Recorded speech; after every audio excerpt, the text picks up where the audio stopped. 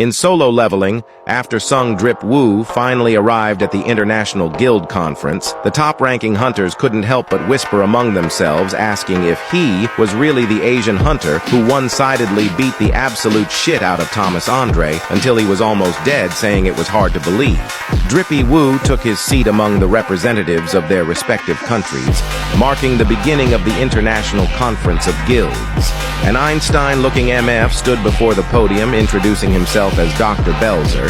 He said that he's sure that they're well aware that the appearances of Gates has shot up quite a bit recently, and that stronger monsters have begun to appear. But what they don't know is that unusual activity has been detected above the skies, stating that it had been widely reported that the magical energy concentration that is being absorbed into the atmosphere is becoming increasingly greater, saying that they would refer to this phenomenon as the magosphere until they find a more appropriate term to call it. The doctor demonstrated a map showing several red dots, stating that the magosphere was currently gathering above the skies of several countries, saying that they've observed this phenomenon in a total of 9 places, with the place where the magosphere concentration is the greatest being Seoul, South Korea. The hunters, shocked by this revelation, couldn't help but nervously turn their gaze towards Jin-Woo, until the doctor stated that there was no need to look at Papa Wu like that, since if it was indeed him who was the cause of the magosphere above the sky,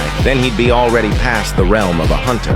Rizzy-Woo questioned if the 9 places he was talking about could be related to the number of monarchs. Dr. Belzer stated that since they didn't know the cause, there was nothing they could do to deal with it at this moment. But just because they can't do anything about it doesn't mean they don't have to deal with it, since this could bring the world great change once more. Director of the Hunter Bureau takes over the presentation, saying he had something urgent to announce to the hunters that are currently present here today. He stated that he would be delivering this news with a heavy heart, announcing that around 2 weeks ago, the national-level hunter Christopher Reed had been assassinated by a group of unidentified assailants. The hunters in the audience couldn't believe their ears, questioning if this was a joke or not, since the only one who could kill a national-level hunter would be someone of equal strength.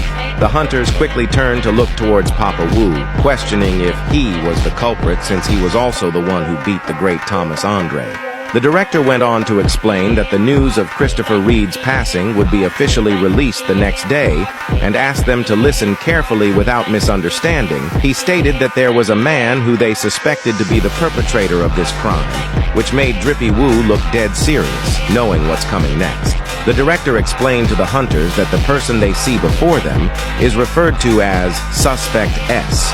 This revelation shocked the hunters, since they really thought the culprit was indeed Sung Jin-Woo, but they still thought that the Asian man's face still looked strangely familiar to them. That is, until they suddenly felt Jin-Woo's terrifying aura, making them quickly think that they must not turn around at all costs, nervously trying to convince themselves that they only just look alike, since all Asians look similar to them anyways. Sung Jin-Woo gritted his teeth, questioning just why his father, saying that he didn't know why the rulers had sent down a monster in the form of his dad, but it might have something to do with Kamish's warning. The director went on to explain that the man found in a gate in the US was classified as a monster who was capable of speaking the human language.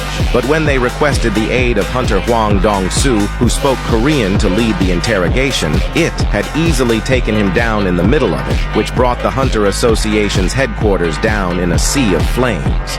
The director went on to say that the culprit was powerful enough to defeat Hwang Dong-soo, who was acting as a member of the Scavenger Guild's main force, stating that strong humanoid monsters like him, who had escaped dungeons, may have targeted Christopher Reed, this being the conclusion the Hunter Bureau has come up to. Jin-Woo suddenly noticed something in the recording of the one-sided battle between the monster and Hwang Dong-soo, saying it was talking to him. The humanoid creature spoke in Korean, warning Dong-soo to never step foot in Korea again, telling him that he wasn't saying this to help his son, but to help him instead, because if he doesn't do as he's told, then he wouldn't be able to rest even after death. The words "won't be able to rest even after death" remained on Jin-Woo's mind, making him call for greed. He responded, saying it was just as his liege suspected, stating that there was no doubt in his mind that that man was truly his father. Director of the Hunter Bureau stated that they would be requesting aid from every single guild around the world in order to catch him, asking them to contact the Bureau immediately upon discovering his whereabouts. A hunter in attendance asked the director if there was any proof that Suspect S was truly not a human being. He responded saying that his emission of magic completely matched that of a monster. Another hunter asked that if the monster who claimed to be a human that went missing in a dungeon was a hunter that had actually existed before. The director responded saying he was indeed a real person. The hunter questioned that if that was really the case, then why wouldn't he just reveal the hunter's identity? The director responded saying that he was connected to one of the hunters present here today, so they've decided to not reveal that information and asked if anyone else had any further questions. A man suddenly raised his hand, asking if it really wouldn't be more helpful to just reveal his identity in the pursuit of his arrest, making the attendants turn their heads to see that it was China's 7-star hunter Liu Zhigang who was asking the question. Liu Zhigang stated that he would be direct about this and asked what was the relationship between the monster and Sung Jin-Woo. Since it was such an important individual asking the question, the director had no choice but to reveal that during questioning, Suspect S had revealed himself to be Sung Jin-Woo's father, and that they were carrying out this investigation, assuming that is true. The hunters quickly start whispering among themselves in the light of this revelation. Liu Zhigang suddenly asked Jin-Woo what he would do in the situation that this monster turned out to be his missing father, and other hunters attempt to hunt him down. Jin-Woo responded saying that it was only right that hunters hunt down monsters, and if he's indeed a monster, then he would take care of him himself. But if it turned out that he is not a monster and truly his father, then he would simply hunt down the hunters, saying that he would protect his family even if it meant that he would make an enemy out of every single hunter in the world. As the conference ends, Adam walks out with Jin and asks if he was serious, to which he affirms. Nervously smiling, Adam says that there are probably only 2 hunters in the world who would dare say something like that. Asking who the other is, Adam replies, he's in the hospital right now. Adam announces there will be a feast and invites Jin to the banquet if he's not too busy, however. As they speak, Liu Zhigang approaches from the other side of the room. Speaking in Chinese, Jin asks what he's saying, to which the agent replies that Liu caught a giant monster that Jin let slip away on the coast of China. Surprised by his ability to speak Chinese, Adam remarks that he is in charge of the Asian branch after all. Continuing to translate, Liu says that he was surprised to find the giant monster stronger than expected, and the battle over water made it even more difficult. Ever since, he's been curious to meet the hunter that could take down such strong monsters so easily. Reaching out for a handshake, Liu adds that he's happy Jin put Thomas in his place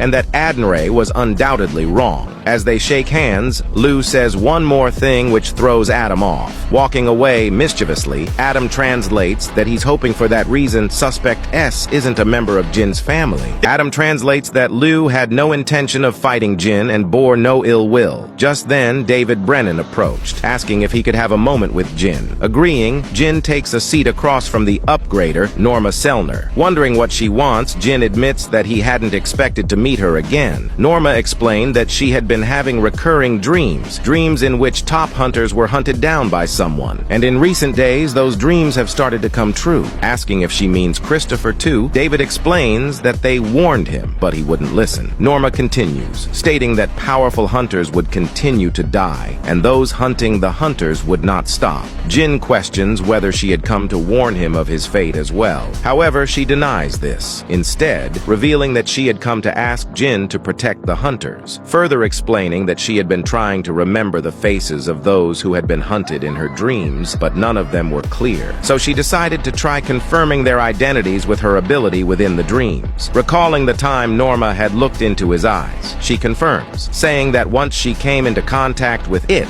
she was forced to wake up from her sleep, still vividly remembering the voice she heard from it when they locked eyes. Jin asks what it said, and Norma, recalling the images of it, responds that the voice had had told her to go back and prepare for war. Realizing that it's the battle between rulers of sovereigns that the King of Giants spoke of, he wonders which side the ones killing the hunters are on. Still confused, Jin inquires about what this has to do with him being asked to protect the hunters. Norma clarifies that she had seen a similar power within him. Speculating that she saw the power of the Shadow Monarch that day, Jin realizes that if she saw the same power in her dreams, it must be the sovereigns. David admits that these beings are beyond hunters and that they need Jin's immense power to help. He said they hadn't been sure Jin could be the one to protect the hunters until they saw him fight Thomas Andre. David adds that they don't expect him to help without compensation and offer anything he wants, even the greatest treasure left behind by Dragon Kamish, telling Jin that there are hunters in this world who have received powerful blessings and have supported the world with their powers. David says that if they disappear, this world won't last. However, Jin apologizes. David asks if it's because he still has personal grudges against Thomas Andre, but Jin denies this, saying that he still doesn't know who he needs to be fighting against. Jin stands up, his mind made, and as he walks out, Adam reflects on what he had said. But just before leaving, Jin folds, calling Agent White and requesting the list of hunters they wanted him to protect. Hit that follow thing.